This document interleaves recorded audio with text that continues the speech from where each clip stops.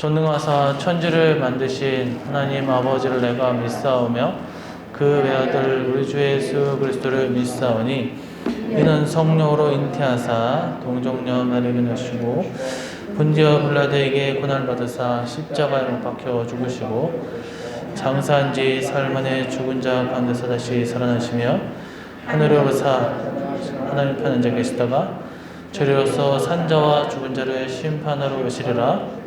성령을 믿사오며 거룩한 공예와 하는 것과 죄를 사여 주시는 것과 몸이 다해 사는 것과 영원히 사는 것을 믿사옵나이다. 아멘. 시편 23편 1절로 6절 말씀입니다. 여호와는 나의 목자시니 내게 부족함이 없으리로다.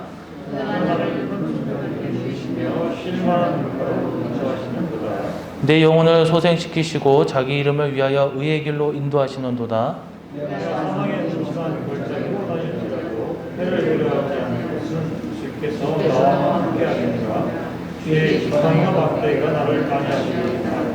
주께서 내 원수의 목전에서 내게 상을 차려주시고 기름을 내 머리에 부으셨으니 내 잔이 넘치나이다.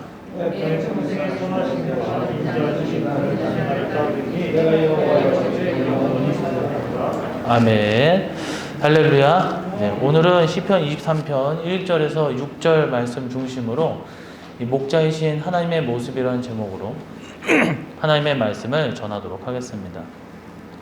이 시편 전체는 여러분도 아시다시피 150편이라는 시로 이루어져 있는데 그중 표제에 다윗의 시라고 이제 기록된 내용이 무려 총 73편입니다.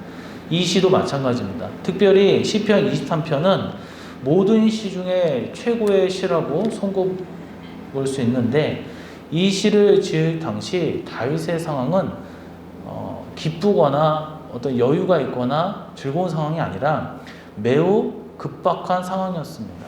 왜냐하면 아들 압살롬이 반란을 일으켜서 자기는 이제 쫓김을 당하는 그런 신세였죠. 자기 몸으로 낳은 아들이 자기 아비인 자기 등에 칼을 꽂으려고 하는 그런 상황이란 참담한 때라는 거죠. 하지만 그 절망 속에서 그 고통과 슬픔 속에서도 하나님을 향한 최고의 신앙, 하나님의 사역에 대한 확신을 담은 이 고백의 노래가 바로 시편 23편이라는 것입니다. 이 시는 여호와는 나의 목자신이라는 표현을 통해 알 수 있듯이 성도들이 하나님께서 어떻게 얼마나 온전히 신실하게 그리고 진실하게 인도하시는가를 잘 표현해주고 있습니다.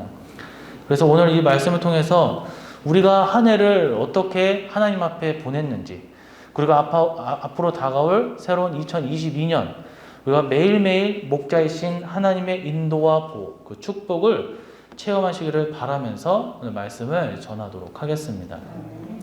목자이신 하나님의 모습 첫 번째로 보니까 푸른 풀밭 쉴만한 물가로 인도하셨다라고 했습니다. 2절에 보면 그가 나를 푸른 풀밭에 누이시며 쉴만한 물가로 인도하신도다. 첫 번째죠. 목자이신 하나님께서는 푸른 풀밭 쉴만한 물가로 자신을 인도해 주셨다라고 했어요.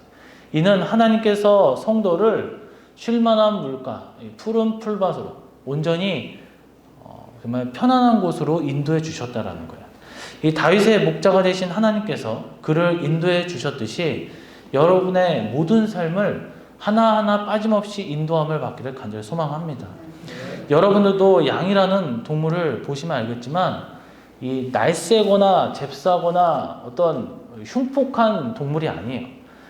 이 양의 특징 중에 하나가 지독한 근시라고 할 수 있는데 가까이 있는 것만 보고 조금만 떨어지면 멀리 있는 것, 그것을 보지 못하는 눈이 굉장히 나쁜 동물입니다. 그래서 양은 이 자기 갈 길을 제대로 그러니까 앞이 보이지 않다 보니까 혼자서 이리저리 가다가 반드시 위기에 빠지게 된다는 거죠.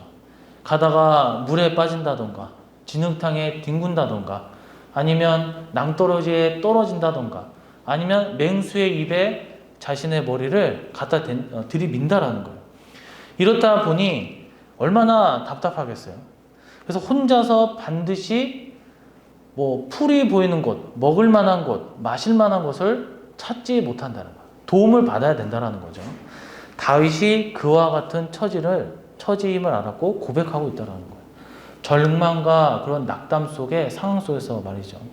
하지만 하나님께서 그의 목자가 되셨어요. 그를 인도해 주셨다는 거예요.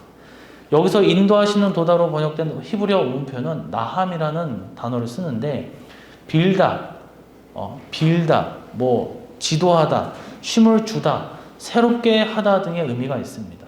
우리 하나님은 목자로 약물인 우리들의 인생길을 지도하시고 그래서 안식처로 인도하사 그리고 쉼을 가져다 주시고 우리의 영혼과 삶을 새롭게 변화시키거나 우리를 안전한 곳으로 이끄신다는 거예요. 이것을 잊지 마시고 믿고 나아가시를 간절히 소망합니다. 그러니까 우리 성경 인물 중에 이 야곱을 보시면 그가 참된 신앙의 삶을 시작한 것은 바로 아버지의 축복을 받고 브엘세바에서 빛단 아람까지 이 바단 아람까지 순례길을 시작할 때부터라는 거야. 브엘세바에서 바단 아람까지는 약 900km, 즉 서울에서 부산까지 고속도로 왕복 거리라는 거야. 얼마나 멀겠어요. 그리고 오늘날 도로가 잘 뚫린 것도 아니고 쉴만한 곳이 있는 것도 아니고 또 치안이 좋은 것도 아니에요. 맹수가 있을 수 있고 또 화적배가 있을 수도 있어요. 도둑과 살인자가 있을 수 있어요. 가는 곳마다 그 900km를 뭐 말을 타고 다니는 것도 아니고 걸어갔겠죠. 얼마나 불안하고 두렵고 답답했겠습니까? 하지만 하나님께서는 그처럼 불안해하고 두려워하는 야곱을 찾아가셨다라는 거예요. 그리고 그에게 인도함을 약속하셨다라는 거예요. 창세기 28장 15절 말씀이에요. 내가 너와 함께 있어 내가 어디로 가든지 너를 지키며 너를 이끌어 이 땅으로 돌아오게 할지라. 내가 내게 허락한 것을 다 이루기까지 너를 떠나지 아니하리라 하신지라.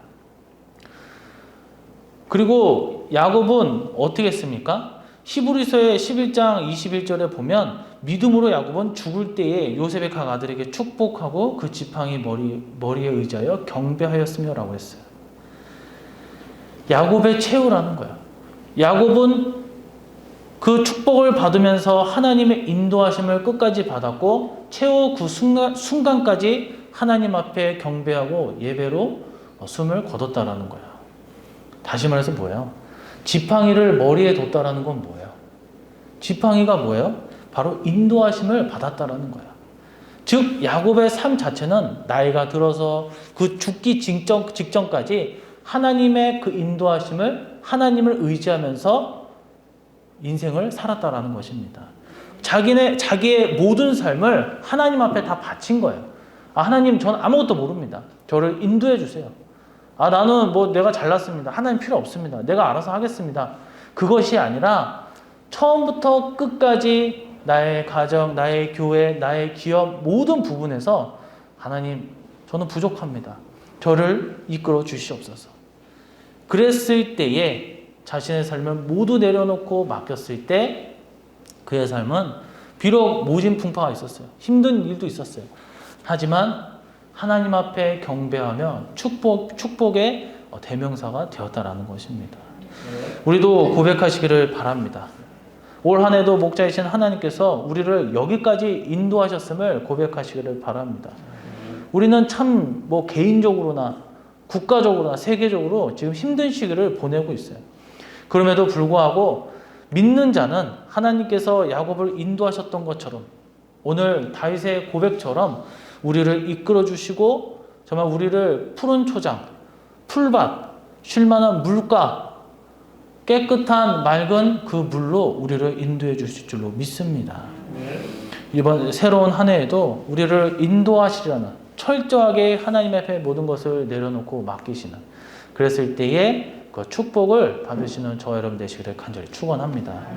두 번째입니다. 목자이신 하나님의 모습이 어떤가? 지팡이와 막대기로 아니하셨다. 4절에 보면 내가 사망의 음침한 골짜기로 다닐지라도 해를 두려워하지 않을 것은 주께서 나와 함께 하심이라. 주의 지팡이와 막대기가 나를 아니하시나이다. 목자이신 하나님의 모습은 뭐예요? 푸른 풀밭, 쉴만한 물가로 인도하신다 그랬어요. 이는 성도의 전반적인 모든 것을 인도해 주심을 의미한다 그랬어요. 두 번째로 목자이신 하나님께서는 지팡이와 막대기로 아니하신다라고 했어요. 하나님께서 뭐예요? 철저하게 우리를 보호해 주신다라는 거예요. 이 목자에게 있어서 다윗은 보면 이 지팡이도 있었지만 뭐 물맷돌, 돌을 이렇게 가죽에 묶어서 던지는 걸 말하는 거죠. 그런 무기가 있어요. 그래서 이 지팡이는 양들을 이렇게 휙휙 하는 인도해 주는 역할도 하지만 이 맹수로부터 지켜주는 무기의 역할도 했다라는 거예요. 그래서 다른 동물들은 뭐 심지어 초식 동물 중에 뭐 사슴이나 이런 거 막 들이받잖아요. 막 들이받는데 뭐 양들도 들이받는 경우도 있는 것 같은데 굉장히 연약해요. 뭐 발톱이 날카로운 것도 아니고 이빨이 있는 것도 아니고 뭐 보니까 그때 제가 애들을 데리고 그때 이제 뭐 동물농장 같은 데 보니까 낙이었나 망아지였나 보니까 양이었던 것 같은데 양이 여러분 아시는지 모르겠지만 이빨이 아래에만 이빨이 있어요. 위에는 이빨이 없어요. 그래서 먹어보면 턱턱턱 소리가 나요. 이빨이 없어가지고. 그 얘는 왜 이렇게 먹을까 보니까 그렇게 해야 이 풀을 잘 이렇게 씹어서 계속 되새김질을 할 수 있다고 그러더라고요. 그 위아래가 이빨이 다 있는 것이 아니라 아랫입만 있어요, 걔네는. 위에는 그냥 잇몸이에요. 그러니까 얼마나 연약한, 이 깨물었을 때 뭐 상처도 제대로 안 나겠죠. 그런 것처럼 양은 굉장히 연약하게 그지없는 존재입니다. 우리가 무언가를 가지고 있는 듯해요. 사람이 대단한 것 같아요. 근데 아무리 뭐 힘이 세고 뭘 해도 세월 앞에서 장사 없고 아무리 돈이 많고 아무리 뭐 똑똑하고 뭘 한다 하더라도 내가 완벽한 건 아니에요. 완벽하지 않습니다. 완벽한 사람이 어디 있습니까? 아무리 완벽해도 그 사람은 약점이 있을 수 있는 거예요. 지금 뭐 우리 이제 내년에 대선 이제 해가지고 이제 뽑잖아요. 얼마나 연약하게 없는 사람들의 제가 볼 때는 옛날에는 뭔가 우리보다 대단한 사람들이 이 나라를 이끌어가야지 했는데 제일 부족한 사람들이 제가 볼 때는 대통령이 되려고 애쓰는 것 같아요. 보면 그런 거 느끼지 않습니까? 제일 연약한 사람들, 완벽한 것 같지만 제일 연약한 사람들, 부족한 사람들. 그러니까 다 똑같다라는 거예요. 그 사람들이 아무리 뭐 그 위치가 직책이 높고 직급이 높고 많은 것을 가진 것 같다고 하더라도 다 약점들이 있다라는 거예요. 우리도 마찬가지. 모든 사람은 다 모든 위기 앞에서 다 무용지물이라는 거예요. 우리 사람들이 그렇게 문명이 뛰어나고 뭐 과학이 발전했다 하더라도 미국에 얼마 전에 토네이도 보세요. 막 뭐 건물 날아가는 거 보면은 어마어마합니다. 그 회오리가 막 해가지고 어떻게 할 수가 없어요. 대통령이 비상사태까지 선포했지만 뭐 미사일을 쏠 겁니까? 뭐 어떻게 할 거야? 아무것도 하나님 그 사람은 그 자연재해 앞에 아무것도 할 수 없다라는 거예요. 화산 터져도 뭘 할 수도 없고 지진이 나도 뭘 할 수도 없어요. 그런 우리를 연약하게 그지없고 한 치 앞을 내다보지 못하는 우리를 하나님은 아니하신다라고 했습니다. 여기서 아니하시다라고 번역된 히브리어 원문 표현은 나함이라는 단어를 써요. 동정하다, 위로하다, 안심시키다라는 의미를 갖어요. 하나님은 능히 우리를 보호하십니다. 지팡이, 막대기는 양무리를 인도하시고 또한 그뿐만 아니라 우리를 악한 걸로부터 또한 맹수로부터 위협적인 것로부터 보호해 주신다라는 거예요. 목자가 지팡이와 막대기로 양무리를 인도할 뿐만 아니라 맹수로부터 보호하듯이 하나님께서도 우리를 인도하시면서 끝나는 것이 아니라 철저하게 책임져 주시고 보호해 주신다라는 것입니다. 이사야서 43장 1절 3절을 보면 야곱 즉 이스라엘 백성을 의미하는 가운데 다른 열국에게 두려워하지 말라라고 했어요.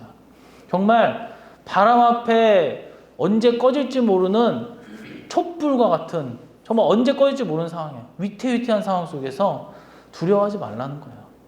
하나님께서 그들이 열국이 아무리 강하다 하더라도 철저하게 보호해 주시고 안위해 주실 것을 약속하셨다는 거예요. 그들이 물 가운데 지나도 불 가운데 지나도 이 해하지 못하게 한다 하셨어요. 그 정도로 철저하게 보호하신다는 거예요. 뭐 어설프게 보호하는 것이 아니라 철저하게 물샐 틈 없이 보호해 주신다는 거예요. 이스라엘이 애굽에서 나올 때 그렇게 하지 않습니까? 이스라엘이 홍해를 건너고 요단강을 건너야 했어요. 불볕더위의 광야를 통과해야만 했어요. 하지만 물도 불도 그들을 가로막을 수 없었고 해칠 수가 없었어요. 우리도 그렇게 하실 줄로 믿습니다. 우리 앞에 어떤 위기가 닥쳐도 목자이신 하나님께서는 우리를 철저하게 보호하심을 잊지 마시기를 간절히 소망합니다. 우리나라 속담에 우리 몸이 1000양이면 눈은 900양이라는 말이 있어요. 아무리 강하고 건강해도 눈이 보이지 않으면 다른 지체가 다 무가치예요. 물론 이제 거기에 이제 수긍하면서 이제 적응하면서 산 사람도 있지만 눈이 인체에서 굉장히 중요하잖아요. 눈은 복잡하고 예민하죠. 그런데 눈 중에서도 눈동자는 이 빛이 들어오는 입구라고 보면 되는데 그 예민하고 복잡한 가운데 가장 중요한 거, 어떻게 보면 또 연약한 부분, 예민한 부분이에요. 그런데 신명기 32장 10절과 시편 17편 8절을 보면 하나님께서는 성도들, 즉 교회를 가리켜서 눈동자처럼 지키신다라고 했어요. 신명기 32장 10절에 보면 여호와께서 그를 황무지에서 짐승이 부르짖는 광야에서 만나시고 호위하시며 보호하시며 자기의 눈동자 같이 지키셨도다. 시편 17편 8절에 보면 나를 눈동자 같이 지키시고 주의 날개 그늘 아래 감추사. 인체에 있어서 다 단련할 수가 있어요. 뭐 근육을 키워서 단단하게 하고 뭐 할 수 있는데 눈만큼은 단련할 수가 없어요. 단련할 수가 없잖아요. 눈을 찔러버리면 어떡합니까? 앞이 보이지 않고 고통이 동반하는데. 그래서 위협을 하면은 눈을 보호하려고 눈이 깜빡인단 말이에요. 그런데 나를 눈동자와 같이 가장 지켜야 되는 중요한 부위처럼 우리를 지켜주신다라는 거예요. 철저하게 우리가 연약함을 알고 우리가 부족한 것을 알기에 하나님께서 철저하게 우리를 다치지 않게 보호해 주신다라는 거예요. 이를 믿으시고 하나님께서 우리를 지켜주심과 감사와 두려움 없이 담대히 믿음을 지키며 나아가기를 간절히 소망합니다. 세 번째 말씀입니다. 원수의 목전에 상을 베푸셨다라고 했어요. 5절에 보니까 주께서 내 원수의 목전에서 내게 상을 차려주시고 기름을 내 머리에 부으셨으니 내 잔이 넘치나이다. 재미있는 표현이죠. 목자이신 하나님께서 우리에게 어떻게 행하시는지를 확인하고 있는데 처음에는 뭐예요? 목자이신 하나님께서 푸른 초원, 풀밭 그리고 쉴만한 물가로 우리를 인도해 주신다 그랬어요. 두 번째로 목자이신 하나님께서는 지팡이와 막대기로 철저하게 우리를 보호해 주신다고 했어요. 그리고 세 번째로 목자이신 하나님께서는 원수의 목전에서 상을 베푸신다라고 했어요. 오늘 본문 중에 원수라는 표현에 주목해 보면 여기서 원수는 단순히 우리에 대해 악감정을 가진 내가 미워하는 그런 것에서 끝나는 것이 아니라 히브리어로 차라르라는 단어를 쓰는데 대적자라는 의미만 있는 것이 아닌 포위하다, 가로막다, 괴롭게 하다 등의 의미가 담겨져 있어요. 즉 우리를 대적하고 우리를 포위하고 괴롭게 하며 우리를 억압하고 우리를 꺾으려고 하는 이 죄인들, 철저하게 세상에 물든 악한 이들, 마귀의 자녀들이 우리를 괴롭힌다는 거예요. 그들은 우리보다 강하기에 우리에 대해 승리를 확언하고 단언하잖아요. 이스라엘과 이스라엘 신 여호와 하나님을 욕하던 골리앗을 보세요. 얼마나 억압하고 욕을 하고 모욕하는 그런 죄를 짓습니까? 하지만 보세요. 야, 니네는 이게 덩치도 이렇게 크니까 약한 존재들아. 너네 신들은 죽었냐? 그러면서 막 한다. 우리가 당연히 이길 거라고 생각했다라는 거예요. 하지만 그렇게 승리를 확신하고 또 확신하는 그들 앞에 하나님은 상을 베푸시고 기름으로 머리에 바르신다라고 했어요. 여기서 상을 베푼다는 게 뭐예요? 우리가 알고 있는 금상, 은상, 동상, 지금 요즘에 뭐 TV에서 막 상 주잖아요. 그런 상이 아니라 밥상을 말하는 거예요. 원문상 밥상을 말하는 거예요. 아니, 원수의 앞에서 이 밥상을 하나 한껏 차려주신다라는 거예요. 그게 무슨 말이에요? 내가 밥을 먹는다라는 것은 이 평안한 자리에서 밥을 먹는다라는 거예요. 원수도 없어야 되고 어떤 적이 없어야 되는 거예요. 밥을 먹는데 내가 적 앞에서 태연하게 밥을 먹을 수가 있겠습니까? 그만큼 하나님께서는 우리의 대적자, 나를 해하고 나를 괴롭게 하고 언제든지 나를 죽일 수 있는 그런 악한 세력이 있다 하더라도 하나님이 함께 하시면 거기서 오히려 상을 차려주고 거기서 오히려 잠자리를 깔아줘서 우리를 자게 하시고 밥을 먹게 해주신다는 거예요. 다니엘서를 보면 다니엘과 세 친구의 행적이 나옵니다. 그들은 당시 바벨론의 포로로 끌려가 비참한 신세를 졌어요. 이 귀족 출신이거든요. 하지만 그들은 어떤 위기를 만나도 승리했어요. 그 이유가 뭐예요? 그들을 향해서 신앙을 포기하고 이방의 문화에 적셔서 그렇게 살라고 명령을 했어요. 얼마나 무서워요. 그러나 왕의 진미와 포도주를 마시지 않았어요. 자신을 더럽게 하지 않았어요. 잘 보이게 이 정치가 얼마나 자신 이미지를 잘 세탁해가지고 잘 보게 합니까? 아, 내가 이방인이지만 오히려 더 이방이기 때문에 내가 더 정치 짓을 잘해서 이들 앞에 잘 보여가지고 살아남아야 되겠다. 그런 구차한 그런 정치질을 하지 않았다라는 거예요. 세상 방식을 따르지 않았다라는 거예요. 그들은 처음부터 끝까지 나라가 망하든 나의 왕이 없든 있든 중요한 것이 아니라 그저 하나님 앞에 했던 것들, 내가 하나님 앞에 보여드렸던 것들을 환경이 바뀌었다 하더라도 포기하지 않았다라는 거예요. 신앙을 포기하고 우상의 제사한 왕의 진미와 포도주를 마셨다면 그들은 어땠겠습니까? 그러나 분명한 것은 성경에서는 이를 모두 거부하고 물과 채식만을 먹음으로써 딱 10일이 지나서 그들을 먹은 자들과 먹지 아니한 다니엘과 세 친구를 비교해 봤을 때 얼굴빛이 달랐다 그랬어요. 아름답다 그랬어요. 더욱이 그들의 지혜는 하나님께서 더해 주셔서 다른 이들과 비교할 수 없을 정도로 뛰어났다라는 거예요. 심지어 그들을 시기하는 대적들은 어떻게 되었습니까? 풀무불에 던짐을 받게 되었고 사자굴에 던짐을 받게 되었어요.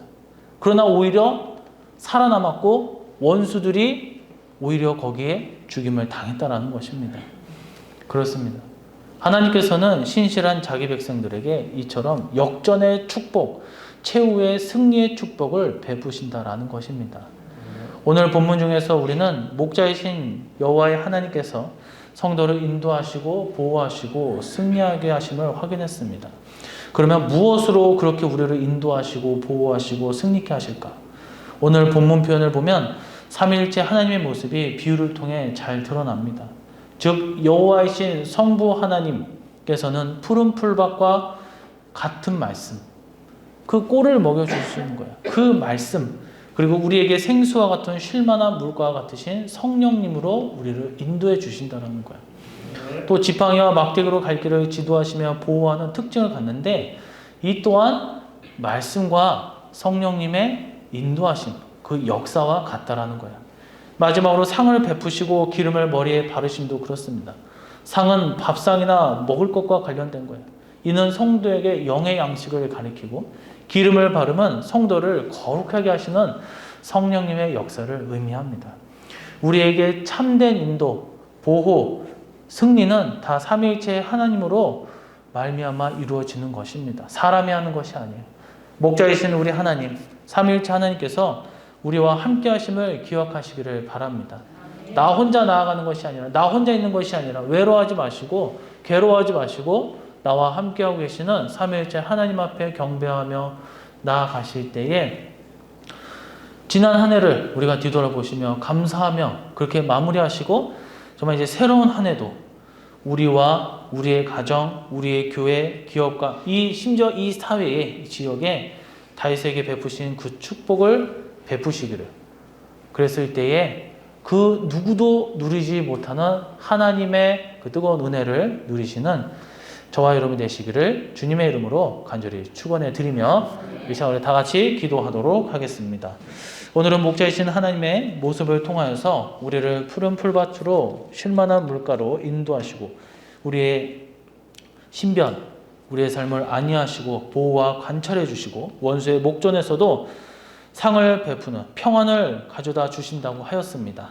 이 시간 우리는 주님 앞에 우리의 인생과 삶을 맡기고 우리 앞길이 늘 열리고 형통함의 역사함이 있게 해달라고 다윗과 같이 언제 어디서나 어떤 상황 속에서도 찬양과 감사의 예배로 승리의 길이 열리게 해달라고 이 시간 주여 삼창 부르시고 기도하도록 하겠습니다. 우리를 구원하신 예수 그리스도의 희생과 사랑에 담긴 십자가의 은혜와 전능하신 성부 하나님의 우리를 향한 구원의 성님의 주관하심과 우리 가운데 늘 역사하시고 구원의 축복의 성취를 위하여 늘 놀랍고 그 성령님의 그 도우심, 푸른 풀밭과 쉴만한 물가로 인도하시며 우리를 보호하시고 원수의 목전에서 상을 베풀어 주시는 그 무한한 은혜와 축복이 우리의 가정과 기업과 친인척 주변 이사의 머리 위에 그 은혜가 영원토록 함께 있을지어다. 아멘.